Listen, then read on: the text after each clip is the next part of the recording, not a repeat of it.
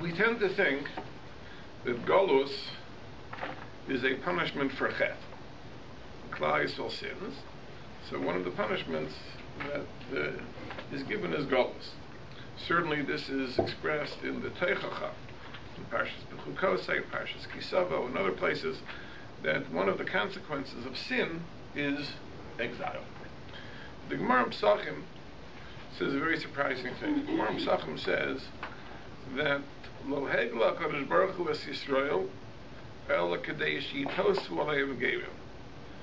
That Klal Yisrael only went into exile for the purpose of bringing in converts. That's what the Gemara says. Meaning there are people that are meant to join the Jewish people. They have a very valuable contribution to make. But how in the world are they going to become connected to the Jewish people? Where will they ever have the opportunity to see a Jew? You have a person in France, or a person in Russia, or a person in South America. And he's meant to join the Jewish people, maybe even has a Jewish soul, in a sense. But how is he going to join the Jewish people if the Jewish people are in Eretz Yisrael, and he never has any contact with a Jew? So HaKadosh Baruch Hu sends the Jews into exile. So now there are Jews in France, and there are Jews in South America. And these candidates for conversion can establish a relationship and a connection to these Jews in exile, and thereby be brought into the fold. That's what the Talmud says in Maseches Pesachim, which again is a very, very strange thing. On the one hand, it's a sin. On the other hand, it's a benefit, something very positive. So how do you reconcile the two? The simple answer is this, that if not for sin, there would have been other ways. In other words, God doesn't lack for means. There'd be other ways of getting these people to somehow join the Jewish people. We wouldn't have to go into exile to meet them. So therefore it's really both. In other words, the fact that it has to be done this way is a consequence of Jewish sin, but it's not just a punishment. There is something positive to be achieved in Golus. There might have been a better way, an easier way. So because we've sinned, then we have to be punished. So it's decreed upon us that we have to do this positive thing the hard way. It's not as easy as it can be. Just to give an illustration of this, there's a parsha in the Torah of the tsaras that adheres to houses. So the law is, if a house has this nega, this light of tsaras, so under certain conditions you have to tear down the house. Now the pasuk says that when there will be tsaras in your houses, this is the rule, as if to say there's an inevitability. Not if, but when. It will happen. So why is it inevitable? So Rashi brings a medrash which says that the Canaanites, the original occupants of Eretz Yisrael, buried treasures in the walls of their houses. And when we conquered the land, so we took over their houses, but how are we going to find these treasures? How are we going to know where they are? So God sends Saras, He sends an affliction, which necessitates tearing down the house. In the process of tearing down the house, we discover the treasure. There wouldn't have been an easier way. And the Talmud in other places says that the tsaras of houses also is a punishment for sin. It was exactly this. In other words, there's something positive which has to happen. We have to find that treasure, but on the other hand, there would have been easier ways. So the person needs a punishment, he needs an atonement. On the other hand, the positive thing has to happen. So therefore, God brings about the positive thing in a way which is more difficult than it would have had to be. But it's both. It's both. Now, one of the things that we realized in the Parshas Vayetze, really in the end of Parshas Toldos, that there were really two reasons why Yaakov had to go into this exile. Whereas the one reason he had to go into this exile was because his brother Esau wanted to kill him. Now this, by the way, requires a little understanding. Yaakov was following his brother's instructions in stealing the blessings. And this was a prophecy, it was a nevuah, and certainly it was totally justified in terms of Jewish ethics and law, for reasons that we're not going to go into today. That was last week's parsha. But we would imagine that if you do the right thing, you shouldn't have to suffer negative consequences. You shouldn't have to run for your life for having done the right thing. Here we have Yaakov Avinu, he's obedient, listens to his mother, does the right thing, everything is supposed to be as he did it, and all of a sudden he's a fugitive. He has to run away from his brother who's out to kill him. How could that be? How do we understand that? Now the Netziv, in his commentary, says a very interesting thing in last week's parsha. He says that Yaakov, it's true, he did the right thing, but there was a blemish. There was a blemish. And he says that blemish was that he had some satisfaction at his brother's humiliation, his brother's defeat. And the rule of thumb is this, that when you do something which normally would be prohibited, but is justified for a specific reason, the Gemara calls this aveira lishma, it's a sin which is done for the sake of heaven, your motives have to be pure. If there's a mixture of personal self-interest, it taints the whole thing. Therefore, the Netziv says that although Yaakov did what he had to do, and this was the right thing to do, and there was a prophecy that he should do it, but because of that blemish, he had to suffer the consequences. So that's one of the reasons he had to run away. He had to run away from Esav. But on the other hand, Rivka goes to Yitzchak and tells him what seems to us to be a baba ma'aseh. Says, you know, it would be a terrible thing if our son Yaakov would marry one of the local girls. So we have to send him away, because if he marries one of the Canaanite girls, why do I need to live? So Yitzchak calls Yaakov in and says, listen, it's not a good idea to marry one of the Benos HaKnani. Go to Padan Aram, to my family, and find for yourself a wife. So it says, Vayishma Yaakov el Ava v'Elimo. He listened to his father and to his mother, and he went to Padan Aram. The commentaries say, what is the point here? They listened to his father and the mother. I mean, there were two reasons he went. He listened to his father. That means he went there with the intention of getting married. And he listened to his mother, meaning with the intention of fleeing Esav. Now the truth is that if he needed a wife, there would have been easier ways. Remember, how did Yitzchak himself get a wife? Didn't do anything. He stayed home. He sent a trusty servant, Eliezer, went, found him a wife. If that was the only consideration, then Yaakov would not have had to go himself. But there was another consideration. He had to flee from Esav. So it was exactly like our case of the saras of the houses. Now, there's something positive that's going to happen. He's going to go, this is where he's going to find his wife, not only his wife, his wives, by the way. So this is something positive. On the other hand, why did it have to be in such a difficult way? That's because there was a bit of a punishment involved over here, that he had to run away from Esav. And this really is the paradigm for Golus entirely. Because we should not look at Golus as being something which is negative. As Chazal say, that Golus has a positive aspect. The purpose of Golus is to incorporate into the Jewish people the converts, the welcome additions to the fold. But why did it be so difficult? Why do we have to be exiled from Eretz Yisrael? Aren't there easier ways that these people could find their way to us? The answer is because we're also guilty of sins that require a kapara. So it's really, every Golos has these two aspects to it, just like the original Golos of Yaakov. So Yaakov's going, in a sense, with mixed feelings and mixed motives, really is the paradigm for Golos generally. Golos is a positive thing, but on the other hand, why does it have to be in such a harsh, difficult way? That's because there's also a negative side to it, it's a kapara. But we shouldn't look at it totally as punishment. There is this positive thing. I'll share with you an interesting thing. In Sifrei Chasidus, it says that this statement of Chazal, that we went into Golos to gather in converts, also has a mystical meaning. There's a hidden meaning. You know, in Kabbalah, there's an idea of sparks of holiness, nitzotzos hakadusha. That the world is filled with sparks of holiness. There are aspects of holiness, whatever this means, that we have to pick up, so to speak. We have to absorb and incorporate into ourselves. Whatever that means. There is nothing in the world which is devoid of holiness. To the extent that everything that exists because it's the will of Hashem, that means everything has some positive purpose to it. There's something that we have to gain from it, learn from it. There may be negatives too. But as Chazal say, Zehu Chacham, who is truly wise, Halom Mikol, we can learn from anybody. Even if the person is wicked, right? You can learn, you can absorb from him, you can gain from him. And therefore the idea of Galus is not just to incorporate converts, but it's also to absorb these nitzotzos of Kedusha. When does Galus end? When is Galus over? Galus is over when we've cleaned out the place.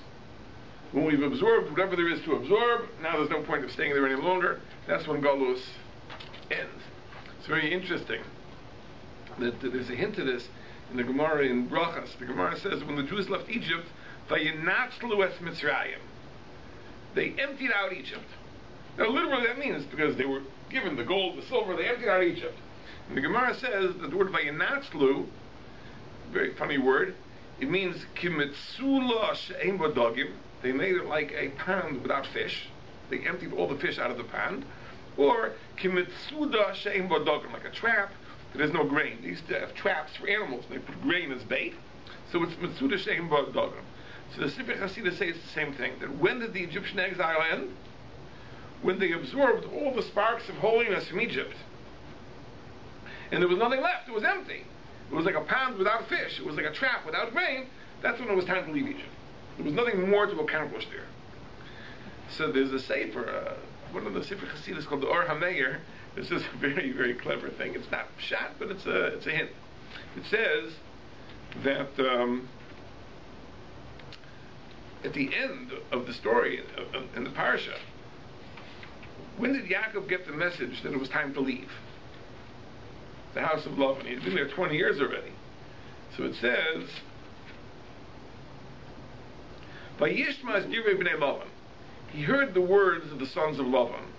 They said, Lokach Yaakov eis kol asher lo avinu. Yaakov took everything of our fathers. Now, of course, they meant the sheep and the wealth. But when Yaakov heard those words, a tzaddik, when he hears something, he says, there must be a hidden meaning over here. If I was meant to hear this, there must be something else behind it. So he heard that Yaakov took all that belongs to our father. That meant that Yaakov went there to absorb the sparks of holiness in Lavan, but he already taken it all out. He already took out all the sparks of holiness. Now, he wasn't sure. Is that really the case? Just because the son said it isn't necessarily so. But then it says, Vayar Yaakov es pnei Lavan. He saw Lavan's face. V'hinei einenu imo k'tmol shalshom. It wasn't as it was yesterday or the day before. Meaning until 2 days ago, or until that day, there was still some goodness, some holiness in the face of Lavan. At this point he saw that was it, finished. Yaakov had soaked up all the kedusha that there was, and he knew it was time to leave. That's it. But this is the idea that Golos means you have to absorb sparks of holiness. Now what does that mean? I mean, we're not mystical people, we're down-to-earth people. How do we understand that? I think we understand it this way. Every nation has a personality, if you will. It has a way of thinking, a way of living. And it has a valuable contribution to make. Because we have to absorb that value to make ourselves better.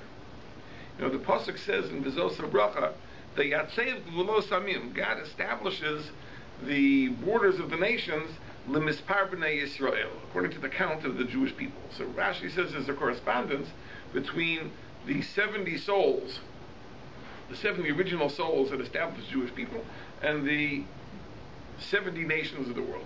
There's a one-to-one correspondence. And that means that each of the 70 souls, each of the 70 fundamental Jewish souls, is meant to absorb one aspect of the 70 nations.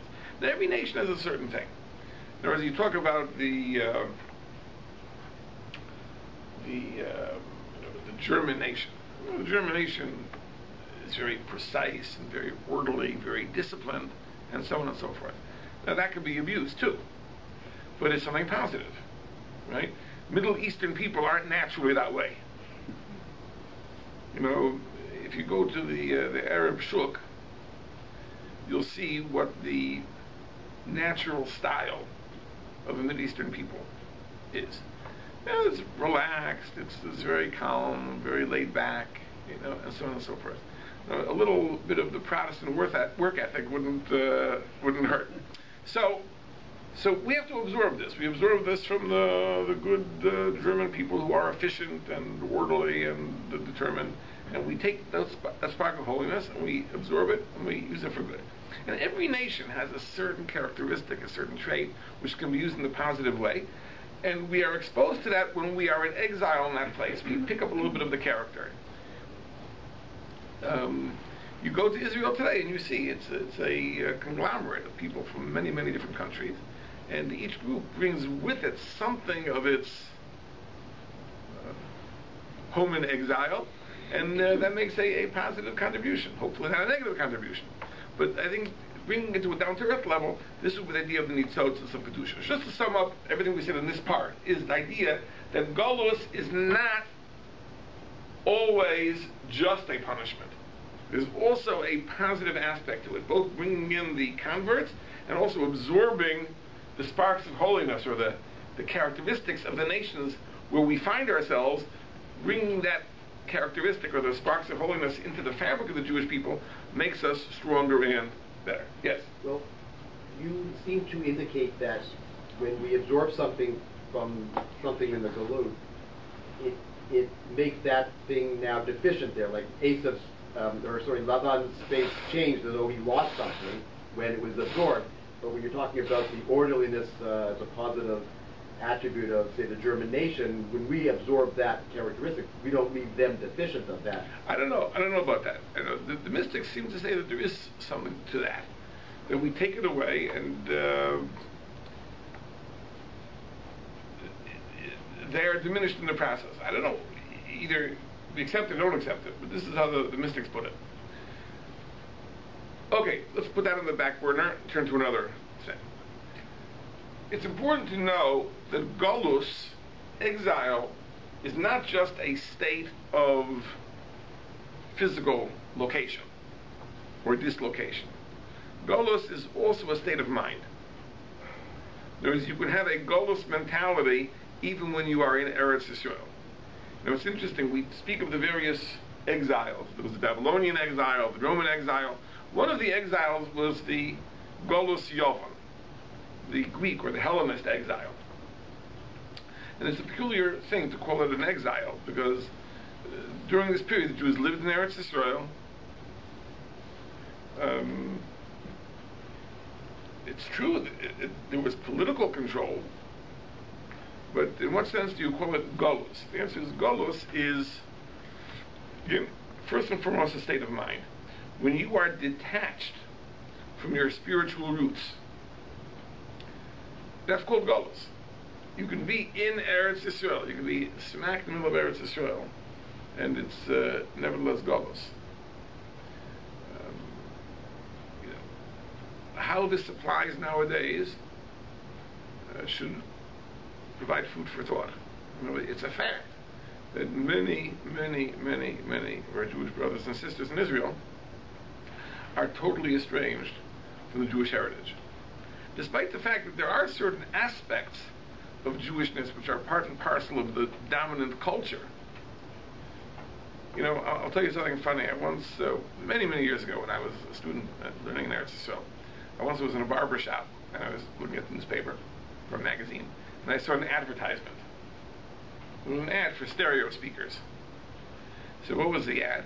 They had Moshe Rabbeinu coming down from Mount Sinai, holding, instead of 2 tablets of stone, 2 stereo speakers.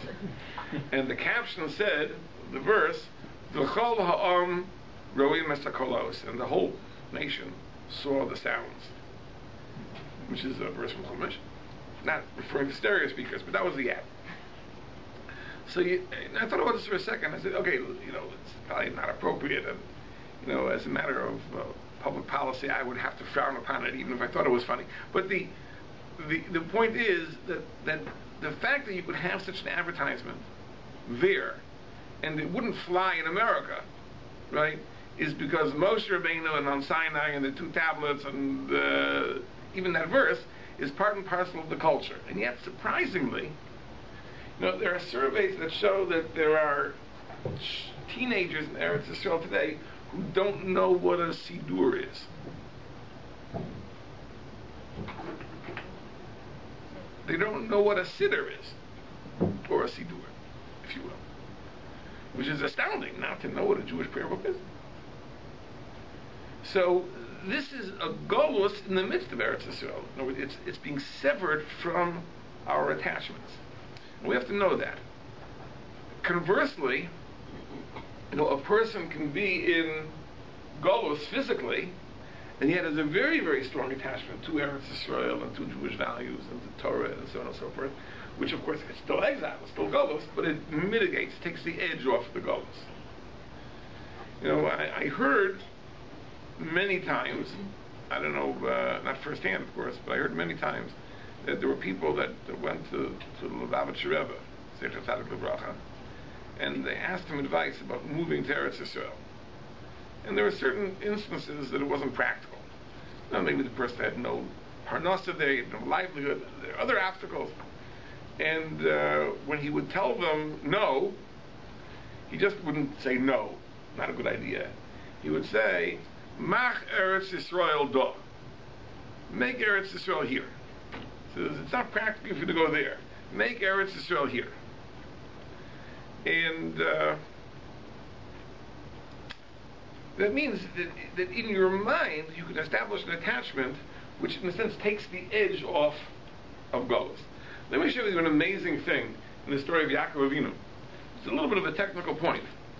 It says that when Yaakov first left his father's house, he had the dream of the ladder, and the angels were going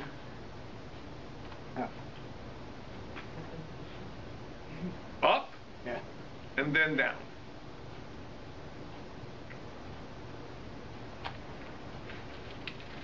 V'nei malachim. Let's check the verse.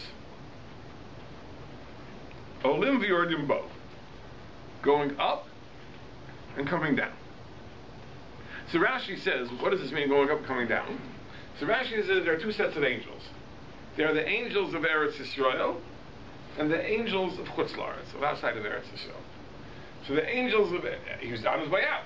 So the angels of Eretz Yisrael were going up, and the angels of Chutz La'aretz were coming down. Now, it would seem from there that momentarily Yaakov was left without angels. Because the angels of Eretz Yisrael had left, they were going up, and the angels of Chutz La'aretz were on their way down. So for a moment, there were no angels at all. In the end of the parsha, when Yaakov is coming back to Eretz Yisrael, it says that he encountered angels. Yaakov halach ledarko, he went on his way. Vayivku b'malachei Elokim, he encountered angels. And Yaakov, when he saw the angels, he called the place Machanoyim, a double camp. Machanoyim. So Rashi says why? Because he had two sets of angels. He had the angels of Chutz La'aretz, and now he was joined by the angels of Eretz Yisrael. So Tzadok HaKayin raises an intriguing question. Why was it that on the way out, for a moment, there were no angels, and on the way back, for a moment, there were two camps of angels? Like, how do you account for this logistically? So this is an amazing thing. He says, obviously, we see, if there are separate angels for Eretz Yisrael and separate angels for Chutz La'aretz, it means that the angels of Eretz Yisrael are obviously holier. It makes sense that the Eretz Yisrael has loftier angels than Chutz La'aretz. And therefore he offers the conjecture that the angels of Eretz Yisrael, they're the ones that boss around the angels of Chutz La'aretz. They give the orders. They don't take the orders, they give the orders. So now Yaakov is leaving. So the angels of Chutz La'aretz are meant to take over. So who's going to give them the orders? The angels of Eretz Yisrael. So the angels of Eretz Yisrael have to go up to tell them to come down. So accordingly, Yaakov temporarily is left without angels. The angels of Eretz Yisrael go up, and they send down the angels of Chutz La'aretz. On the way back, the angels of Chutz La'aretz are accompanying Yaakov. They're not going to leave till they're given orders to leave by the angels of Eretz Yisrael. So the angels of Eretz Yisrael come and then they give the orders to the angels of Chutz La'aretz to leave. So momentarily you have both sets of angels there, hence Machanoim.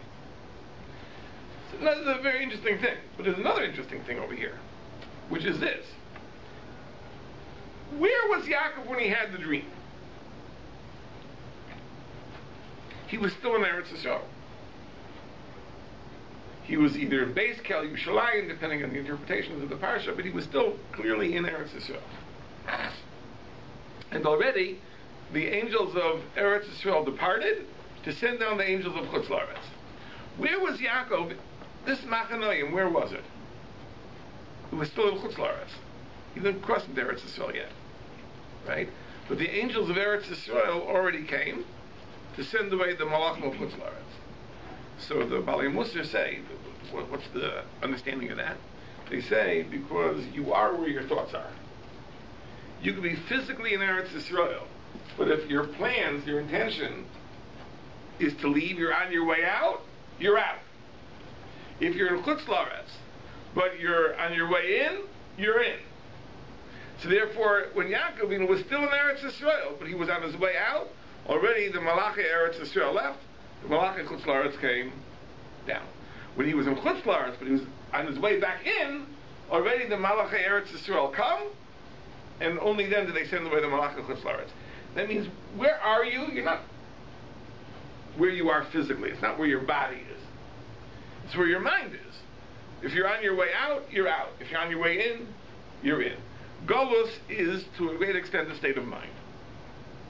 It's not just a question of physical location. This, by the way, I'll mention an interesting thing about this. The Tzaddik says a fantastic thing. On Friday night, we have a custom of singing Shalom Aleichem.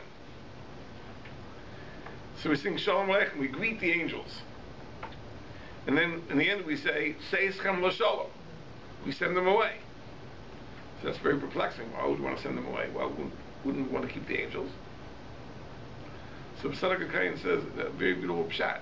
Shalom Aleichem is to greet the Shabbos angels. Just like Eretz Yisrael has its own angels, and Chutz La'aretz has its own angels, Shabbos has its own angels, and the weekdays have their own angels. But just like the Malachim of Chutz La'aretz don't leave till the Malachi Eretz Yisrael send them away, so the angels of the weekdays don't leave until the angels of Shabbos send them away. So we greet the Shabbos angels, that's Shalom Aleichem, and then we say Tzeizchem L'Shalom. We say goodbye to the weekday angels. That's the beautiful pshat that Tzaddik says in the Kavana of Seischem L'Shalom. Okay, that's an aside. Now I'll tell you another thing about Golus. You know, we think that Golus is a place where we're going to suffer greatly. Yaakov had a pretty good run, right? Until the end, it was pretty good. His family was established here, married 4 wives, had many, many children, became fabulously wealthy. It was pretty successful.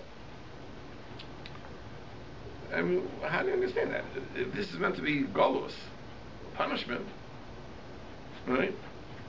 What's the... How do you have so many good years? Now that question could be answered in my own experience, right? In other words, in the current Golus, the Golus of that followed the destruction of the second Beis Hamikdash, there have been many times in history where Jews have been comfortable, successful, prosperous, respected. You know, certainly our Golus in Canada, North America, is one of those parts of Golus. There probably in history has not been a wealthier, more successful Jewish community than the Jewish community of North America.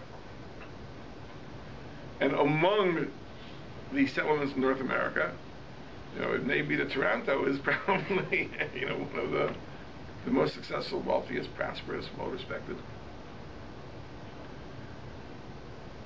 How do you understand that?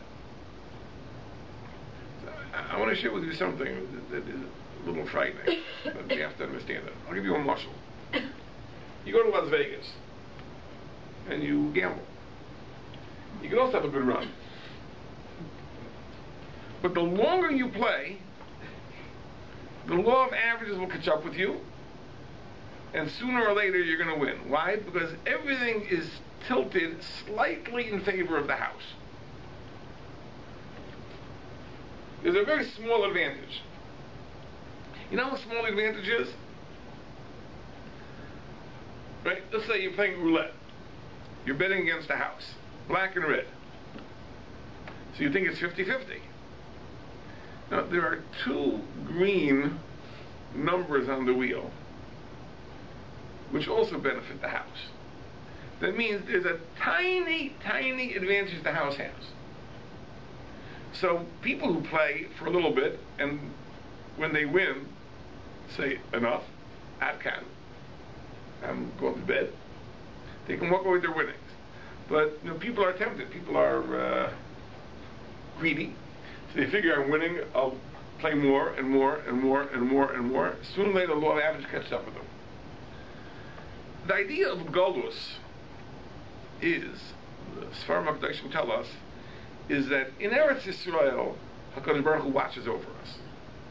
There's a special hashgacha, there's a special protection in Eretz Yisrael. In Golus, we are left on our own. But that doesn't mean that it's going to be dreadful from beginning to end. We can be very successful. We can rely on our intelligence and on our wealth and our physical strength, our political connections, and so on and so forth. And for a while, we can manage. But sooner or later, the law of averages will catch up with us. It might take time. It may be hundreds of years. Jews lived in Spain successfully for 400 years. And then the government had a change of mind, and that was it. The decimation of a Jewish community that thrived for 400 years. We have to understand that. You see, if we are being protected by the Ribono Shel Olam, the Ribono Shel Olam's protection can last forever. If we're relying on something else, yeah, you can have a run for a while, but sooner or later it'll catch up. But listen to this amazing Ramban. The Ramban comments on the Teichacha. In the Teichacha we read about all sorts of supernatural punishments. There'll be pestilence and plagues and blight, all sorts of terrible things. So the Ramban makes an amazing observation. Parshas Kisava, he says that all these supernatural punishments only take place in Eretz Yisrael. If you read the Parsha carefully, you'll discover that they're all in Eretz Yisrael until we are exiled from the land. But outside of Eretz Yisrael, no more. No more plagues, no more pestilence, no more supernatural punishments. And in fact, I'll even read you the words. I just happen to have this Ramban here in my pocket. Not by coincidence, I printed it out. He says, Avo, but Acharei Hayoseinu B'Golus, after we go into exile, Ba'artzo Seveinu, into the lands of our enemies, Lo Niskalalu Masi Yadeinu, the works of our hands are no longer cursed. Lo Alfeinu V'Astros Soneinu, not our herds and not our flocks. Lo Karmeinu V'Zeiseinu, not our vineyards and our olive groves, V'Asher Nizra Basada, and that which we plant in the field.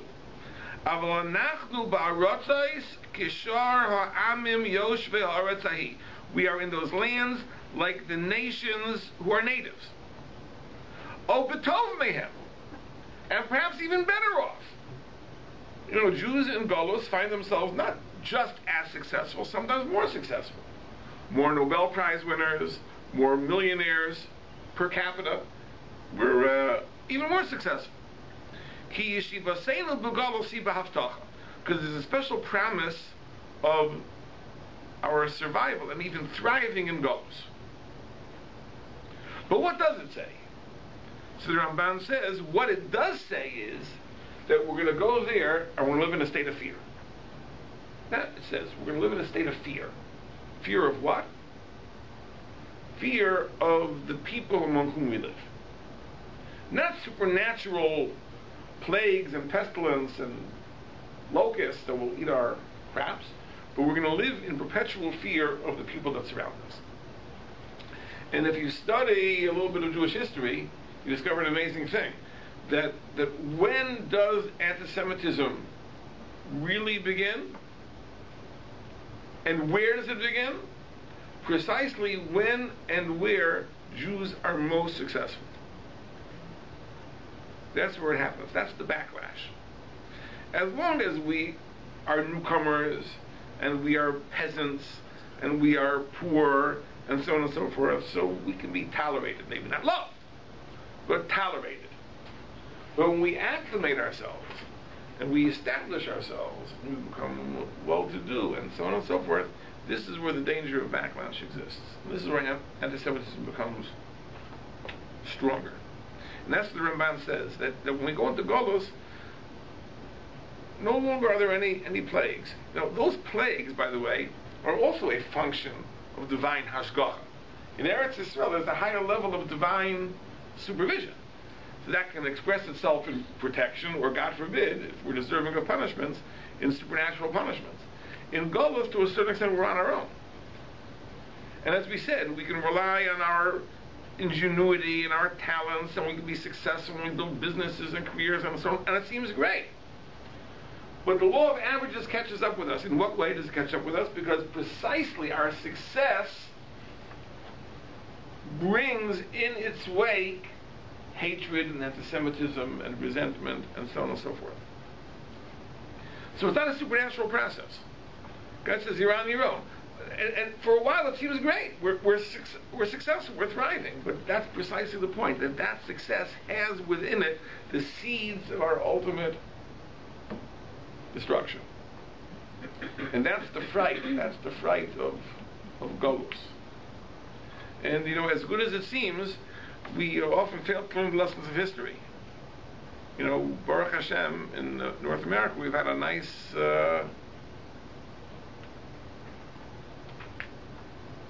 certainly 70, 80 years. But is it too early to start worrying? That's a good question. Let's think about that.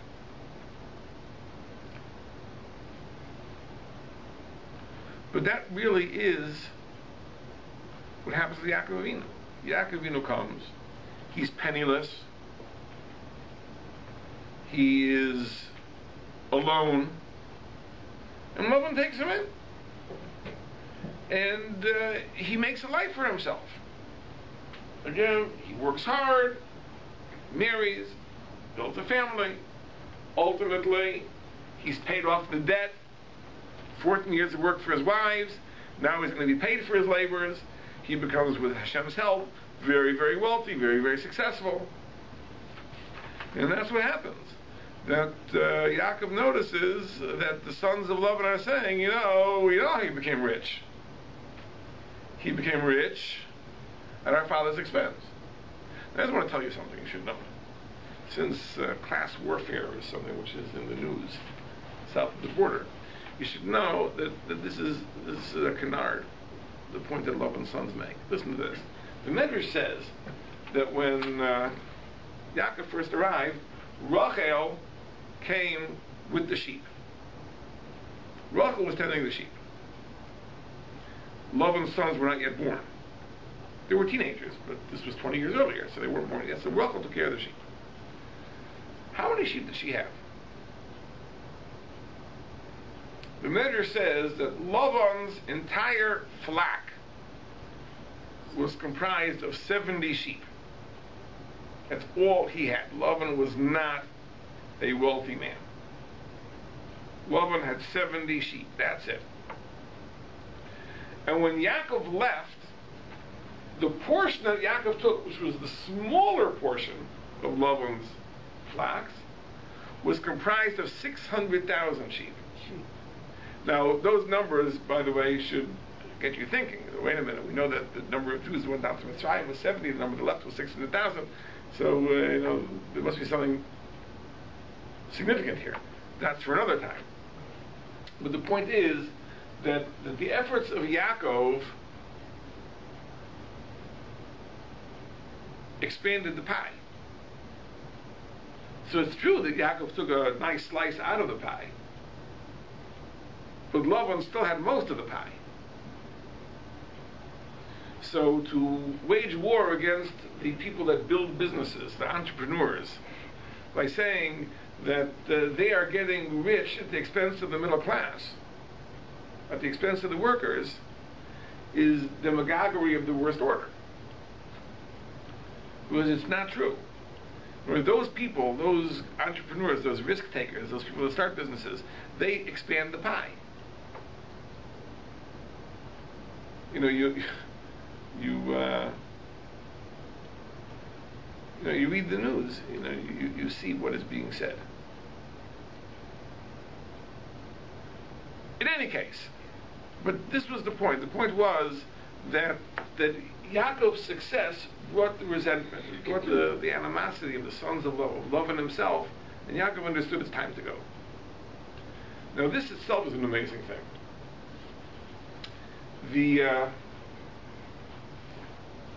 We know that in the period before Mashiach's coming, before the redemption from Golus, there are going to be terrible persecutions, terrible suffering in Golus. These are called the Chevlei Mashiach. The Chevlei Mashiach. So the question is, what is the purpose of this? In other words, Golus is Golus, but why does it get so much worse before the imminent redemption? There's a Medrash Rabbah in Parshas Bereshis, in Parshas Noach. It says like this. It says that when Noach sent the Yonah out of the ark, it says, Vayeshalach HaSayonah, he sent forth the dove, V'lo motza HaYonah Manoach. It didn't find rest. The dove didn't find rest. So it came back. So the Medrash is like this. Rav Yehuda bar Nachman b'Shem Reb Shimon, Omar, he said as follows, Ilu motza Manoach, lo hoysach hazeres. If the dove would have found rest, it wouldn't have come back. So it didn't find rest, so it came back.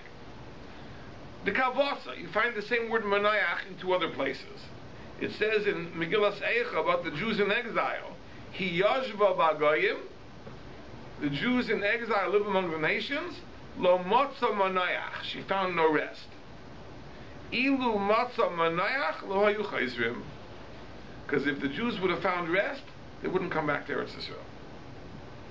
But the Kavasa, similarly, in the Teichach of Kisavu, it says, V'Goyim v'hem lo sagia, that among those nations you will not find tranquility. V'lo yiyeh Manoach, have no rest.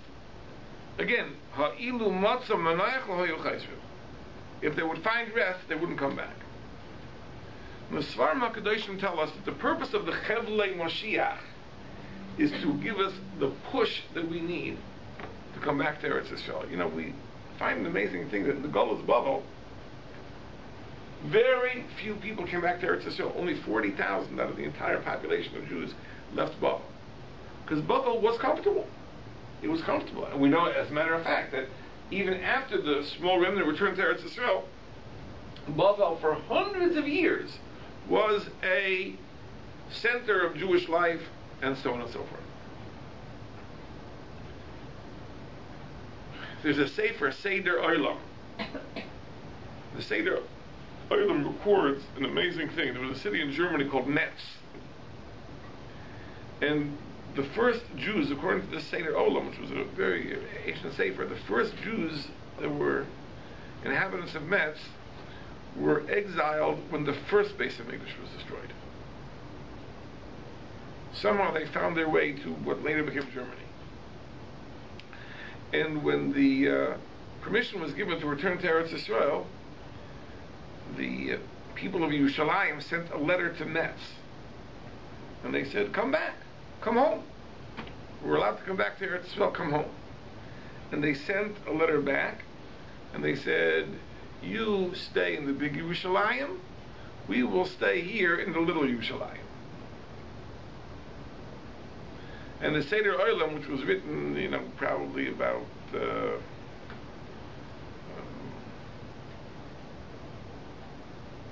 700 years ago, writes, and this is why all sorrows begin in Germany, because of those people who refused to return to Eretz Yisrael. Now, of course, history doesn't need to be recounted at this point.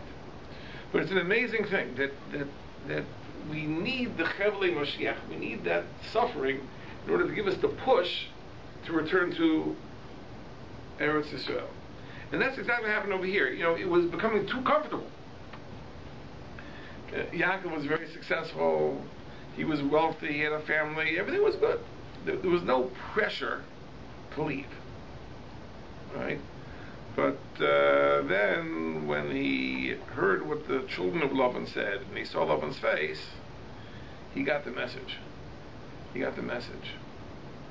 And he understood that it was time, and it's only then, an amazing thing, only then that HaKadosh Baruch Hu appeared to him. Listen to what it says in the pasuk. It says he heard the words of the sons of Lavan, and he saw that Lavan wasn't the same.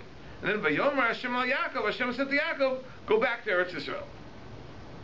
Which is puzzling. Like, Hashem did not speak to Yaakov until after Yaakov saw the troubles. The answer is exactly that. In other words, until we are ready to hear the divine message, it's not going to come. Until Yaakov saw that he no longer had a future here in the house of Lavan, Hashem didn't come to him. Time to leave. When Yaakov began to notice that things are getting difficult, getting tough, only then did HaKadosh Baruch Hu appear to Yaakov and say, go back to Eretz Yisrael. Now, it was a great challenge for Yaakov to convince his wives and his family to follow him. And this is something we also have to be aware of in Golus. We think of Golus and Gula, exile and return. But for many, it's not really a return.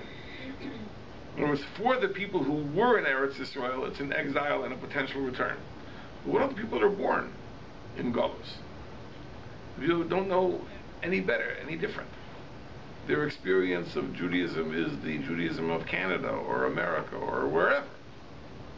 And they don't have the imagination to understand that it could be better than it is. What could there be that's better than Toronto? Or, if you will, better than Lakewood, or better than, what could there be? If you've never been there, you've never seen anything, how do you know? And therefore it was very difficult. Yaakov had to convince Rachel and Leah, but if you look at the parsha, that he didn't make any arguments for the virtue of Eretz Yisrael. If he would have said, Eretz Yisrael is a lofty land and a spiritual land and a beautiful land, and that's where my family is from, and it's going to be great, it wouldn't have registered at all. The only arguments he can make is, your father is a cheat, and he deceived me, and he tricked me, and we have no future here. And they said, you're right, we have no future here. He sold us, he didn't give us a dowry, we're still not going to inherit now that we have brothers, so whatever Hashem says, we'll do. In other words, this is something we have to understand. Right? We have to understand that for those people who are born in Golus, it's very hard to convince them of the possibility of things being better elsewhere. So I want to share with you something I think. We have to look around at the way things are and understand that HaKadosh Baruch Hu has a scheme in mind. It's an amazing thing, a cultural phenomenon, that virtually every teenage child nowadays that's a graduate of a Jewish school, I don't care how right-wing, how left-wing it is, across the spectrum, spends some time in Eretz Yisrael. It's an amazing thing. And this is a change that happened in my lifetime. No, I'm not that old. But I remember when I was a kid growing up, in my shul, if someone went to Eretz Yisrael for a visit, he was considered a celebrity. They asked him to speak at Shalashudas in shul to report on Eretz Yisrael. I remember growing up as a little kid, right before my bar mitzvah. And these people come back from Eretz Yisrael and tell us about Eretz Yisrael. It was not common. Go back 40 years ago, travel to Eretz Yisrael was not as common. Even when I went for the first time, needless to say, I was excited. But I think on the plane there was more excitement.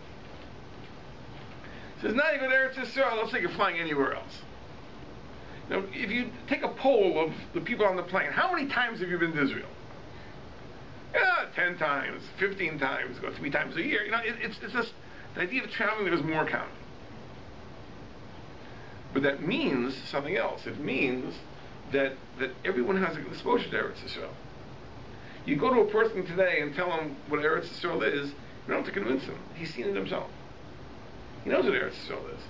He knows what the vibrant Jewish life in Israel is by comparison to the Jewish life in Golus. Says that's part of the divine scheme. It's so difficult to persuade people who've never been there as to what it is, right? So what's the solution? Okay, so one solution is to make it as wretched as possible here. It'll force us to go. That's the solution.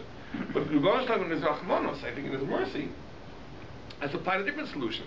The solution is going to be, let's give people an experience. Let's make jet travel inexpensive relatively and common, and everyone should spend time there so everyone knows what we're talking about. Right? And it makes no difference almost who you are, where you are. You go there, so you come back, you know, there's something special there. There's something there which we don't have here. Okay, our families are here, and our businesses are here, and so on and so forth, but we all understand that in terms of ruchnius, in terms of spirituality, that's where it is. And that, I think, is part of the divine plan. Hopefully when Mashiach does come, it won't be difficult to convince even those of us who were born here to want to go. I want to show you one last thing, an amazing thing. Nevertheless, despite the fact that Yaakov saw that everything was getting worse, it still was a very daring plan. You know, this escape, right? That Lavan is out shearing the sheep, who knows where, and in the middle of the night he gathers up the whole family, and we're going to escape, and Lavan follows in hot pursuit, and we know the whole story. It's a very bold move. In fact, probably the word that would characterize it is chutzpah. That's nerve, right? Nerve. You're living with your father-in-law, just in the middle of the night, just pick yourself up and disappear. Seems to be Lavan's reaction to it. Lavan comes and says, the nerve. Says, you didn't let me kiss my grandchildren goodbye. Says, I would have made a part, whether he meant it or not. Forget whether he meant it or not, but he certainly is indignant. Let me share with you one last thing tonight. Now, there's a Gemara in Sota, Sanhedrin, that says, "Be'ik Fasid Mashiach." One of the things that's going to happen in the era of the footsteps of the Mashiach, before Mashiach's coming, is chutzpah yaski. There's going to be an abundance of chutzpah, of nerve. That's going to characterize the Ik Fasid Mashiach. And I think it's true. What kids say to their parents nowadays, we would not have the rem of saying to our parents. Not in a million years. We would have gotten it. We would have gotten it. And we would not have had anybody to call to complain about the abuse. I mean, it would have been, so chutzpah yaski. It's true. How do you understand that? Like, why is that? So Tzadok HaKayin says an amazing thing. So Tzadok HaKayin says there's a positive aspect to this. He says, in the era before Mashiach's time, right, Jews may legitimately feel that God has written them off. There's no hope. There's no point. We might as well give up in despair. Why don't we? Because there's a famous Maimer Chazal. Chazal say, whatever the host says to you, you should do, chutz means say, except leave. If you're a guest by someone's house, and he says, sit there, then you sit there. Eat this, and you eat this. Don't eat this, don't eat this. But if he tells you, get out, you don't listen to him. You stay. There's a limit. That amount of chutzpah you should have. That if he says, you're no longer welcome, don't move. You still stay. Is that true? What is this a reference to? Tzadok says it's a reference to something else. It's a reference to our relationship with Ribono Shel Olam. To the wicked, God says, what are you studying my Torah for? So God says, I'm not interested in wicked people studying Torah. Now, what is wicked in the eyes of God? What do you have to do to be called wicked? There's a Gemara that says if a person violates an Issur D'Rabbanan, he's called a Rosh. One little sin, by God's standard, you're a Rosh. So really, we should say, listen, what's the point? What's the use? Might as well give up. It says, why do we still remain devoted? Because we tell the Rebbeinu Shloim, even if he would tell us to get out, we wouldn't get out.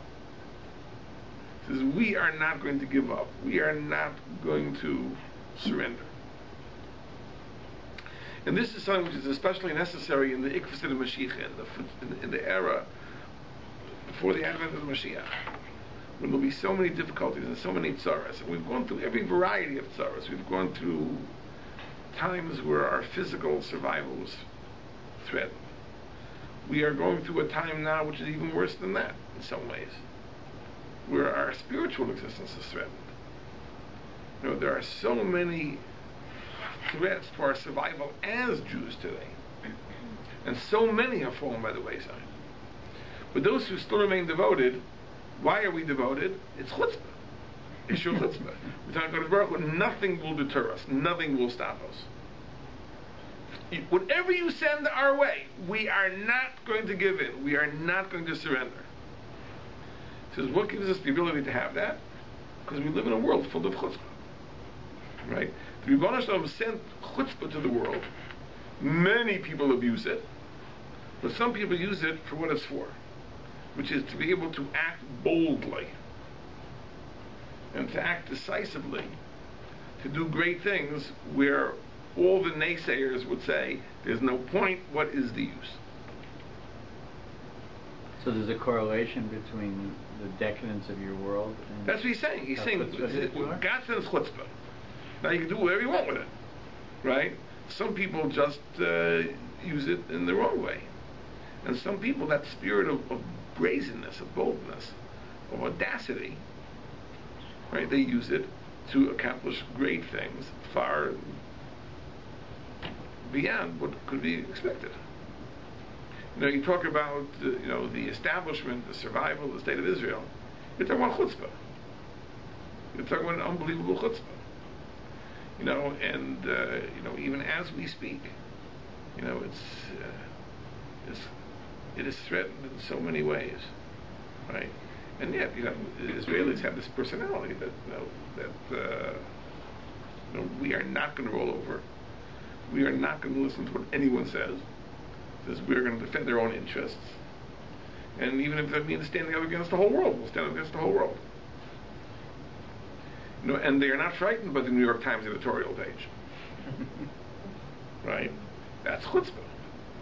The New York Times. You know, the President of the United States. Right? Stand up to him. It's an amazing thing. What does it mean we aren't going to, like, if the host tells us to leave? I mean, if God says, you're out of here? It means you're in a situation where everyone says, circumstances say, throw in the towel, give up. What's the point? What's the use? Just give up already. No, we're not giving up. It says you can tell us that it's hopeless, you can tell us that there's no use. We are not giving up. Who is the you? Hashem or the... The world tells us. The world situation, circumstances tell us. Because we're in a situation where, b'derech hateva, following the normal course of things, we should just surrender, give up. We can view that as two things. As God telling us to do that, those are the certain things, or as a test. We always see it as a test. But that's how we see it. That's the idea. We are not going to be deterred. And that is, I think, the lesson of Yaakov Avinu. Yaakov Avinu says that Geula, redemption, right, does not come to the meek. It comes to the bold. And we have to be ready to do brave things, courageous things, with great audacity and chutzpah, if you will. I wonder if you learned that from his brother. And then the Rebbeinu Shalom helps us. But that is the conclusion of the parasha. This very, very bold